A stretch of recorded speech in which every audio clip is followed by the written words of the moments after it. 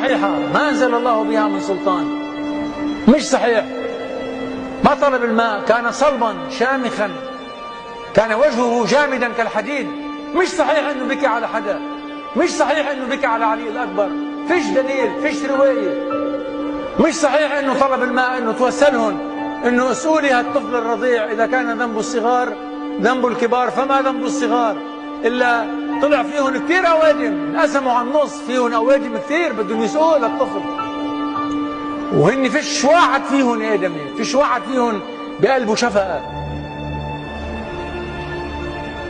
الإمام الحسين عليه السلام كان وجهه صلب حديد، كان قائد حديدي فولاذي، وقف بقلب المعركة. لما استشهد علي الأكبر قال لهم لإخوانه، قال لهم روحوا اسحبوه، خطوه حطوه بين القتلى. راحوا سحبوه حطوه بين القتلى، لا بكي ولا ناح ولا رمى حاله عليه. هذا ضعف للإمام، شخصية الإمام، عنده هيبة لا تعادل، عنده وقار، عنده هيبة، عنده صلابة، رجل بقلب الحرب.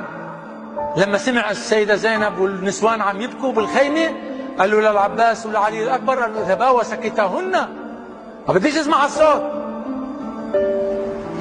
ليه؟ لأنه عم بيخوض معركة العمر، معركة الإمامة. إمام هذا وقف بقلب المعركة، إلا بصير يبكوا نسوانه. تعرف شو معناتها؟ معناتها إنه كل اللي مقابله بدهم يطلعوا بعضهم ويضحكوا عليه، جايب نسوانك معك ليه؟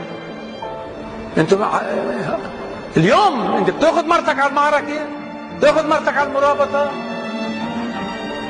هو اخذهم بهدف، بس ممنوع انه يرفعوا صوتهم، ممنوع هو يبكي. مسلم بن عقيل بالكوفه لما مسكوه بكي. شو قال له محمد بن الاشعث؟ قال له كلمه جوهريه: عدوه الذي يطلب الذي تطلبه لا يبكي. قال له لا أبكي لنفسي، أبكي لهذا الذي قادم على الطريق وقد أرسلت له رسالة أن يأتي. الإمام الحسين ما طلب الماء، بينما رواية الإمام محمد الباقر تقول: بمجرد ما إن أخذ طفله ليودعه وهو على باب الخيمة جاءه سهم وذبحه من الوريد إلى الوريد. ليش بتترك رواية محمد الباقر وبتروح لرواية؟ اعرف،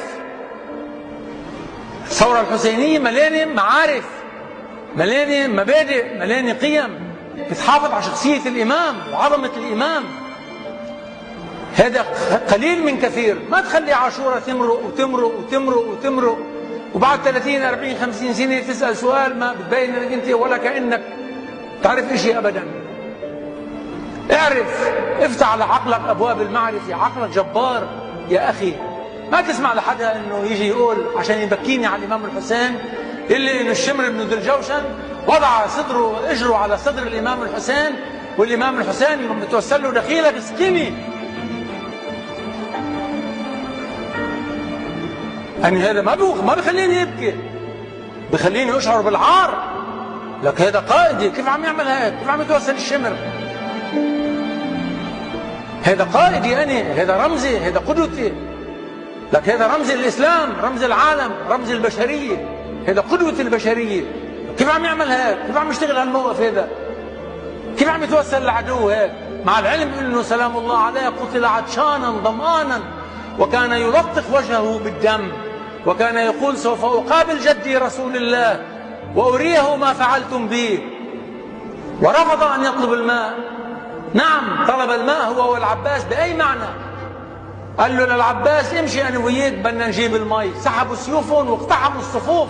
هذا معنى طلب الماء. هو قال: تعال أنا وياك نروح نجيب مي. هذا معنى طلب الماء. طلب الماء مش قال له نسوني، ما قال لحدا سقيني أبدا. والإمام الحسين قال: هيهات منا الذلة، هيهات منا الذلة. دير بالك، المجلس مش طقس، مش طقس، مش طواف حول البيت. دير بالك، المجلس مش صلاة، المجلس قاعة، مدرسة من مدارس أبي عبد الله الإمام الحسين.